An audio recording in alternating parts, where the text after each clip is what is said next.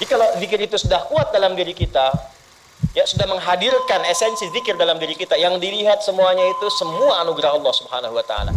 Jadi saat dia gembira itu dia bersyukur, dan saat dia sedang mengalami duka dia bersabar. Semua sama sebagai ibadah. Semakin kenal, semakin dekat, semakin mudah. Kadang belum minta sudah diberi. Ada yang orang belum berucap, Allah sudah berikan.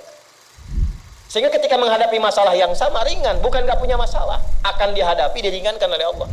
Masalah yang sama, ini sampai ribut, adu argumentasi. Orang ini cuma senyum selesai. Kenalkan kepada Allah, nanti biarkan janji yang disampaikan oleh lisan Rasulullah itu terjadi. Pengen level tertinggi itu butuh perjuangan. Latihan dulu, kan? Menguras fisik, energi, tenaga, biaya, hasilnya indah. Tapi ada jalan cepat untuk mendapatkan itu. Nih aksesnya bangun kepada Allah. Indahnya begini Pak, maaf ya, lihat istri itu ingat Allah, lihat anak ingat Allah, ibu lihat suami ingat Allah. Kalau melihatnya begitu, maka substansi berumah tangga itu nikmat rasanya, dan tanggung jawab itu melekat pada diri kita untuk terjaga dalam kebaikan. Ya, saya nitipkan handphone saya ke antum, dan antum tahu itu punya saya, ya, dan Anda mencintai saya misalnya, ta'zim di situ. Mungkin nggak handphone itu ditempatkan di tempat yang tidak baik? Mungkin nggak Anda taruh di lantai begitu saja? Demi Allah saya katakan, mungkin Anda akan mencari tempat terbaik, disimpan di situ, dirapi-rapikan, dilap-lap, karena Anda merasa itu punya saya yang dititipkan pada Anda. Manusia saja bisa Anda perlakukan demikian. Bagaimana ketika Anda melihat anak itu amanah Allah, yang Anda sebagai orang tuanya akan ditanya di kemudian hari. Maka kalau mau bersikap yang gak enak itu gak bisa Pak kita lakukan. Mau bentak tuh gak bisa, mau marah tuh ditahan-tahan, ya. Dan itu dijaga. Lihat istri sebagai amanah Allah itu beda caranya dengan hanya melihat kemanusiaannya saja. Istri melihat suami sebagai amanah Allah akan lain, ya. Makanya akan selalu sempat dan optimal merawat istri sendiri dibandingkan lihat-lihat istri orang. Begitu sebaliknya. Ibu pun tidak harus berharap, kenapa ya suami saya nggak seperti Ustadz? Harapan yang sia-sia. Sudah ada turunan hikmahnya. Nah itu ada latihannya. Latihannya apa? Alladzina yadhkurunallah, zikir.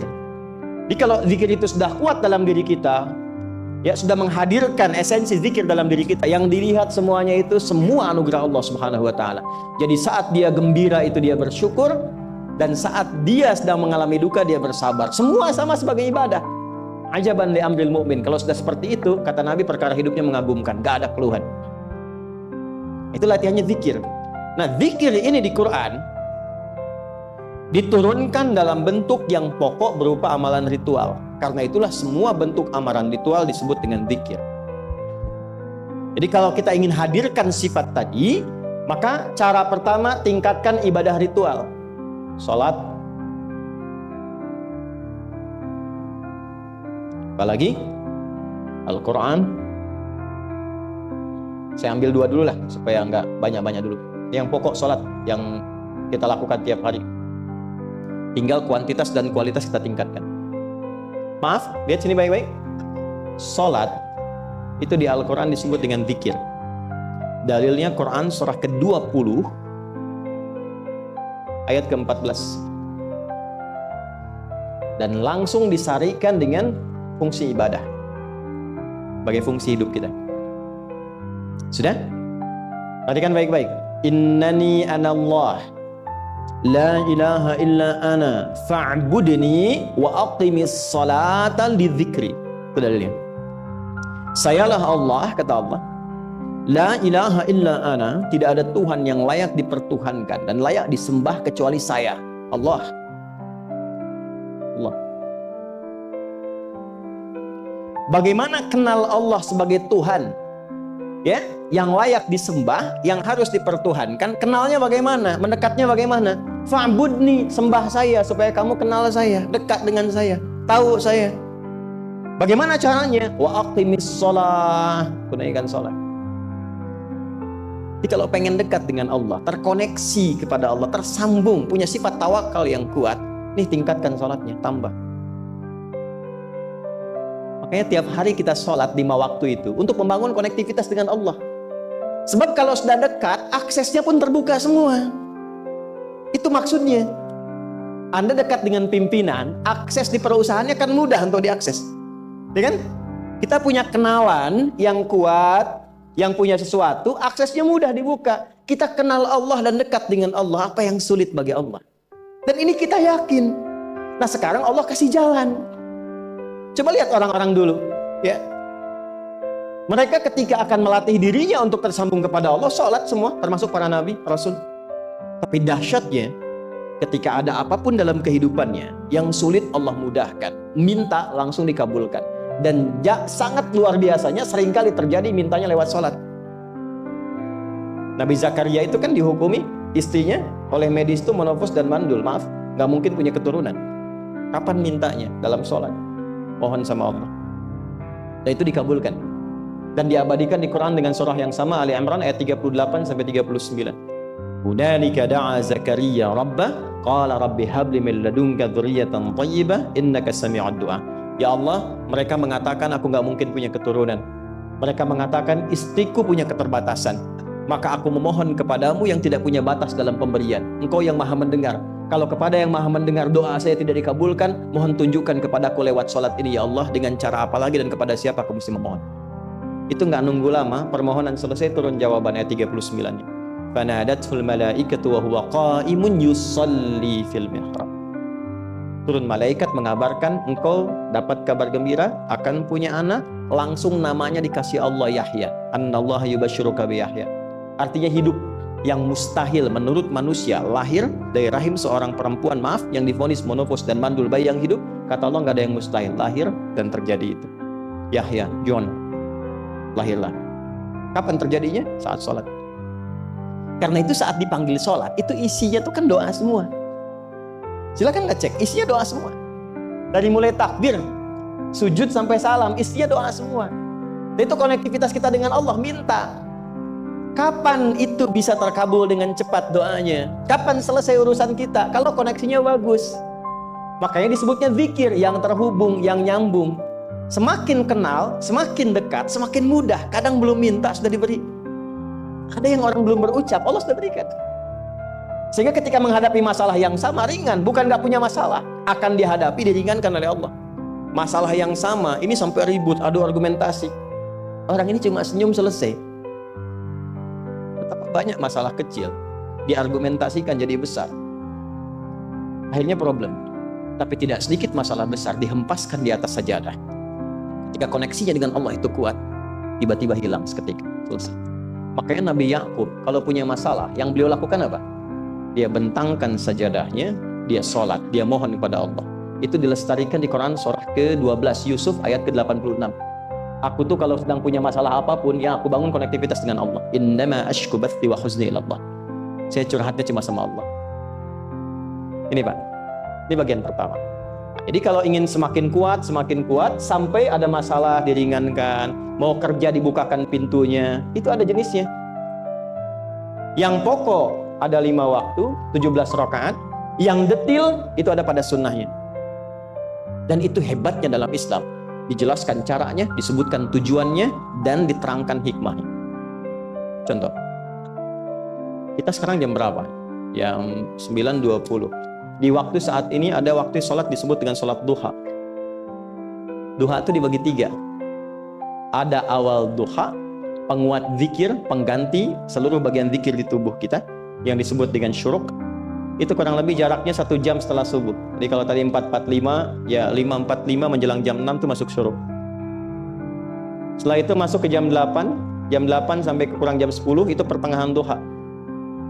Pertengahan duha. Apa fungsinya? Di antaranya mempermudah rizki. Di antaranya. Bilangannya berapa? 2 sampai 4 rakaat bisa dikerjakan.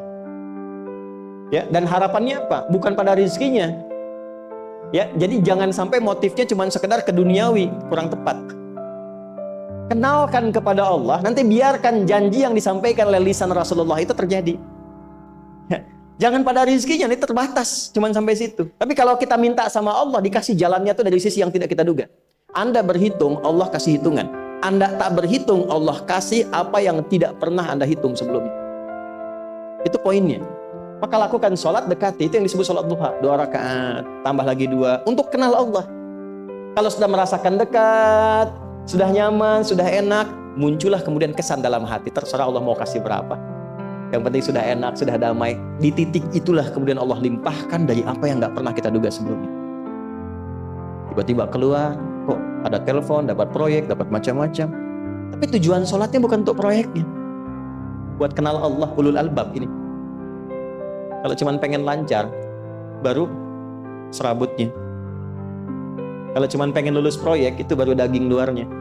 Ulul albab itu kenal Allahnya, sehingga dia tahu akses intinya tuh itu. Itu poinnya.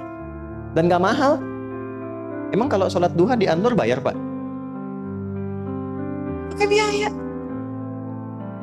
Baiknya luar biasa. Sudah? Satu. Kalau mau lagi misalnya, ini yang paling dahsyat nih.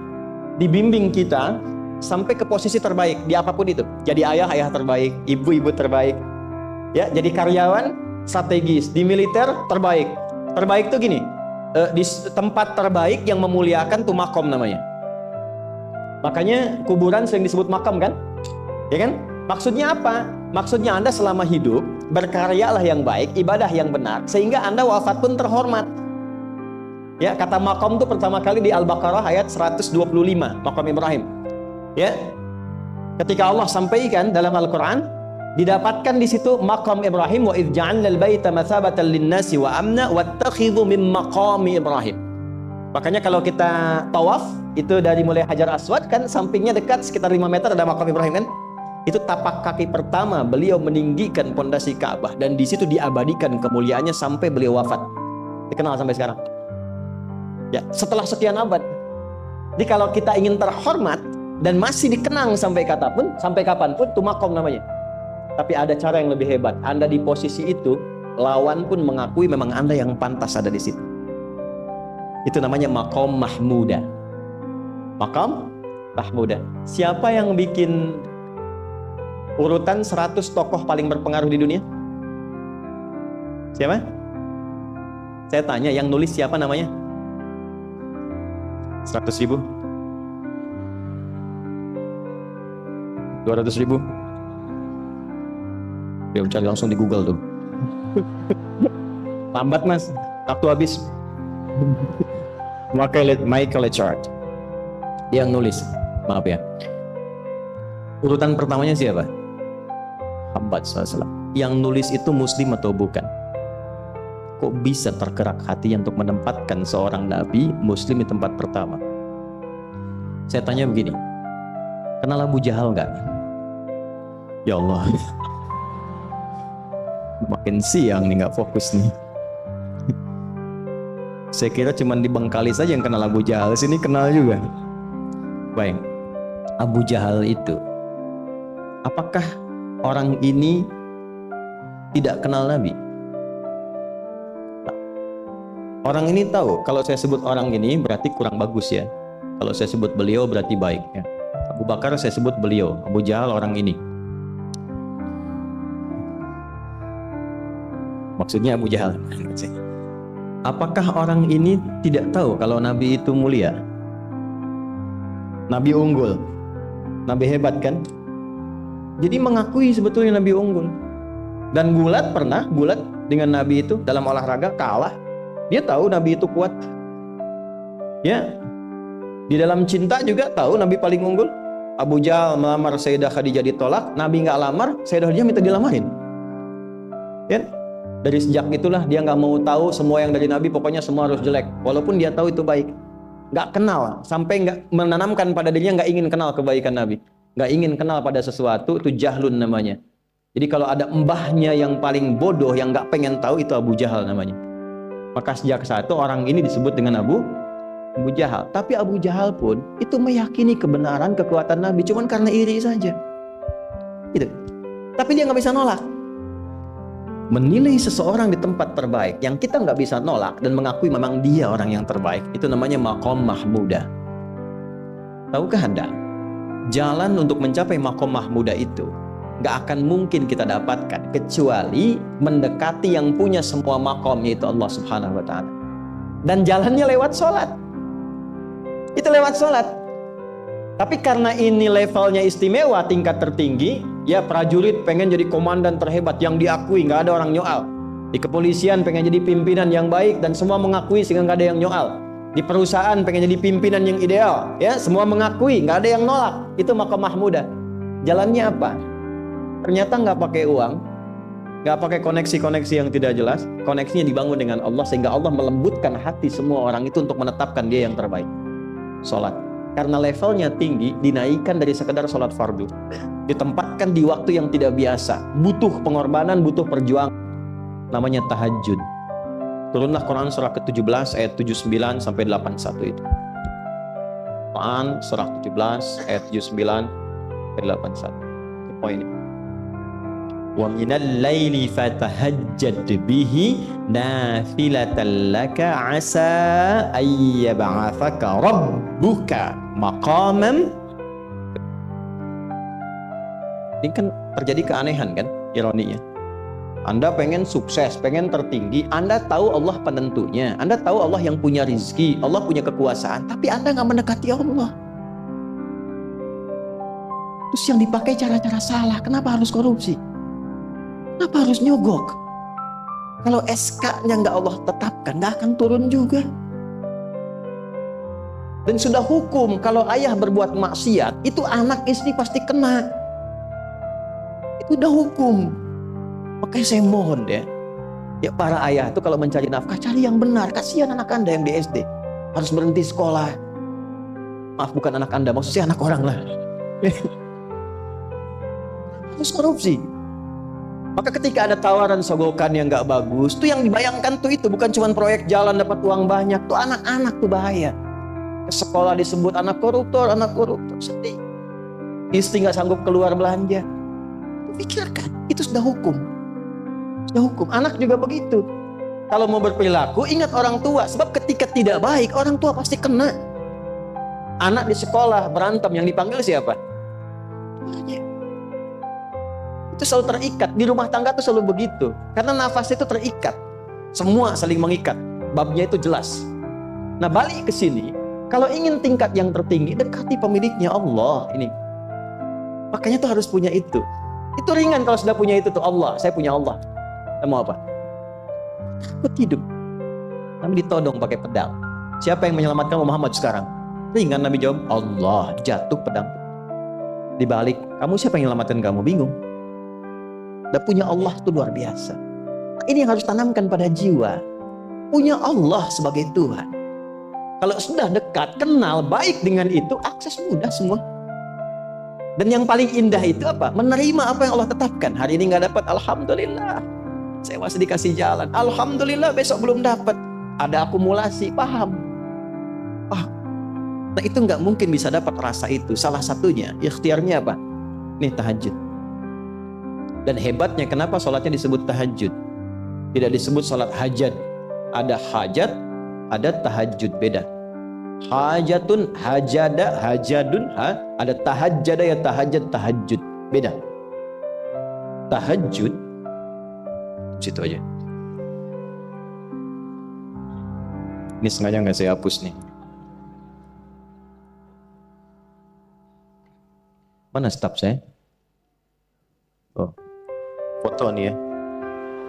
Saya hafal insya Allah. Tahajud.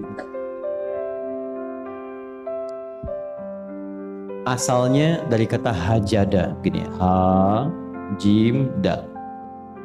Ditambah ta di depannya, lalu ada tasydid sebelum akhirnya.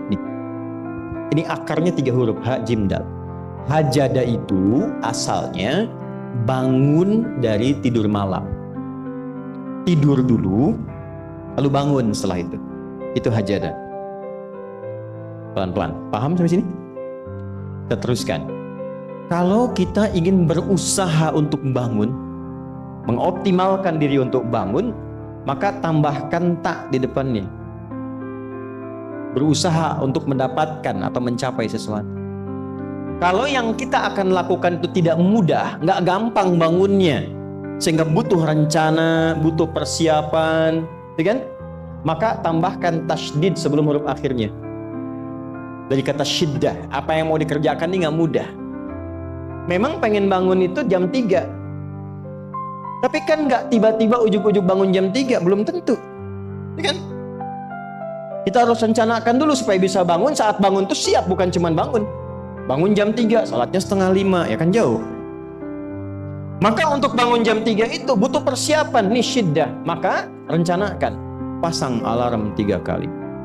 Misal yang ikhtiarnya jam 2, jam 2.15, jam 2.30. Alarm jam 2 untuk mematikan alarm yang kedua. Gitu kan? Yakin saya, Anda kalau pasang alarm malam tuh nggak satu, yakin? Bangun, ceklek. Minimal ingat akan ada alarm berikutnya kan? Patah. Allah itu sudah tahu modus-modus kita itu. Karena alim maha mengetahui. Detailnya kan kita lakukan, kan Allah sudah tahu. Alarm yang kedua membangun kesadaran paripurna. Peringatan kedua. Kalau pengen bangun, enggak tertidur. Maka ketika sampai pada alarm ketiga, sudah sadar kita. Oh. Bapak Bu, alhamdulillah. Lebih baik telat daripada enggak sama sekali. Bangun. Ini. Kalau kita tarik ke implementasi hidup, pengen level tertinggi itu butuh perjuangan. Latihan dulu, kan? Menguras fisik, energi, tenaga, biaya, hasilnya indah. Tapi ada jalan cepat untuk mendapatkan itu. Nih aksesnya bangun kepada Allah. Gitu. Kalau kita tingkatkan ini, itu luar biasa. Jadi itu. Jadi. Nah, kalau ini terus ditingkatkan, terus tingkatkan, nanti membangun value yang terasa. Ada nilai-nilai yang terasakan, kita merasa lebih dekat dengan Allah. Yang biasanya tadi dipanggil azan baru ingat sekarang, baru selesai subuh udah ingat isya. Nanti isya bagaimana, gitu kan, urutkan. Tapi tetap zuhur juga, zuhur, asar, maghrib, isya. Waktunya kenal, jam berapa. Bahkan dipetakan, saya nanti akan ke sini, masjid yang terdekat di situ. Jadi lihat peta itu, ya, lihat peta jalan, saya nggak sebut nama supaya nggak endorse. Itu lihat peta jalan, itu dia petakan, saya akan sampai di situ jam berapa, durasinya berapa, masjidnya di mana. Kalau tertinggal di situ, di sini saya sholat Jumatnya. Sampai ke situ. Nah, value yang membuat kita semakin meningkat dekat dengan Allah itu takwa namanya. Takwa. Disebutkan sebanyak 240 kali dalam Al-Quran. Nah, intinya itu ini nih, jiwa takwa. Kalau ini sudah ada, Allahu Akbar. Silahkan Anda keluarkan semua kata-kata takwa di Quran. Tidak ada kecuali yang indah semuanya. Quran surah 65. 65 itu babnya bab tolak. Surahnya At-Tolak. Tolak itu persoalan terbesar di rumah tangga. Nggak akan bisa terjadi yang demikian itu kalau ada takwa di dalamnya. Nyambung. Kalaupun mesti terjadi, itu spirit takwa mengarahkan pada yang terbaik. Makanya di ayat kedua di ujungnya, sampai ke ayat 3, apa yang terjadi? Di rumah tangga itu kan cuma 2 babnya. Satu masalah dari komunikasi, yang kedua materi. Perhatikan, wa may yattaqillaha yaj'al lahu makhraja wa yarzuqhu min haitsu la. Siapapun yang mampu meningkatkan takwanya kepada Allah, pakai mandu setiap personnya. Suami, istri, ayah, ibu, anak, satu keluarga mencoba meningkatkan takwa. Dia tahajud, bangun semua ingatkan. Bangun semua tahajud, salat duha, yuk ingatkan dimanapun. Alhamdulillah. Apa yang terjadi ketika dilakukan? Apa jawab Allah? Ya ja'allahu makhraja. Nggak pakai alif lam, makhraja. Masalah apapun yang engkau alami. Suami berangkat ada masalah. Ada masalah umum yang semua orang mengalami itu. Tapi yang ini enggak. Kena macet, ada macet, dia mau berangkat, tiba-tiba diarahkan, jangan lewat situ Pak, macet, Bapak kesini aja. Ya. Pak ikut kami saja Pak, tiba-tiba patwal datang, ayo ikut. Ya, bisa terjadi. Bahkan rezekinya pun itu datang dari sisi yang nggak diduga. Nggak nyangka ya, emang nggak sangka datangnya. Ya, habis sholat, tiba-tiba telepon masuk, belum selesai proyek ini ada permintaan itu. Beda istidraj dengan takwa itu lain. Kalau istidraj itu bertambah tapi lupa Allah. Hati-hati. Proyek nambah, sholat lupa. Hati-hati. Hati-hati ya. Pekerjaan menambah, omset nambah, tapi nggak pernah bisa ngaji. Gak pernah mampu sholat. Hati-hati itu. Dan paling bahaya kalau itu nambah terus sehingga membuat lupa semua ibadah. Itu istidraj namanya. Istidraj. Ancamannya akhirat tuh, hati-hati. Segera ingat, segera ingat. Tapi kalau semakin nambah, semakin ingat Allah, itu anugerah. Karena Allah telah menilai hamba ini paham menjalani kehidupan, sehingga dia ngerti. Makanya Utsman, Abdurrahman bin Auf, setelah masuk Islam, hartanya makin nambah. Karena kenapa? Karena telah dinilai layak mengelola harta, paham cara mengelolanya. Dapat segini, alokasikan ke sini. Dapat segini, alokasikan ke sini. Pak, di mana logikanya? Ada 600 truk hasil usaha.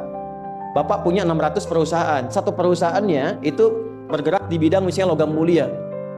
Ya, ada emas, ada berlian, ada macam-macam dan sebagainya. Satu kali Anda berhasil mendapatkan kurang lebih 600 truk logam mulia di dalamnya. Mau datang kemudian ke tempat Anda di jalan. Tiba apa yang terjadi?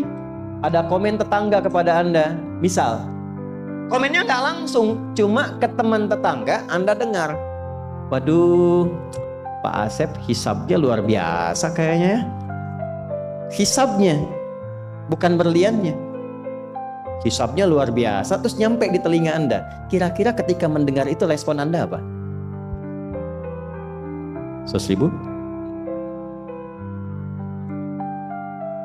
Bingung kan? Bingung. Lihat Abdurrahman bin Auf, jazakallahu khair. Datang 600 kafilah pakai unta. Isinya semua emas, berlian, perak, macam-macam. Heboh Madinah, bum bum bum bum bum bum bum. Tiba-tiba Sayyidah Aisyah komen radhiyallahu ta'ala anha. Beliau kan yang terdekat dengan Nabi, satu istri Nabi SAW. Jadi kalau sudah ring satu Nabi, ada yang komen, kita tuh cuman 3 sikapnya. Like, share, and subscribe. Gak usah ikut komen lagi. Sukai, share, subscribe. Ikuti jalannya. Apa komennya? Secara singkat, kama qalat. Aku pernah mendengar Nabi SAW mengatakan, Abdurrahman bin Auf itu agak lambat hisabnya. Ya, selambat-lambatnya cepat juga dibanding kita kan? Ya? Maksudnya apa? Ingin menggambarkan betapa banyak kekayaannya. Scan, checklist, semua. Ketika mendengar komen itu, apa kata Abdurrahman bin Auf? Saya jadikan semua yang baru datang itu saya sedekahkan semua untuk orang Madinah. Supaya mempercepat hisabnya itu. Saya sedekahkan semua. Bisa nggak begitu?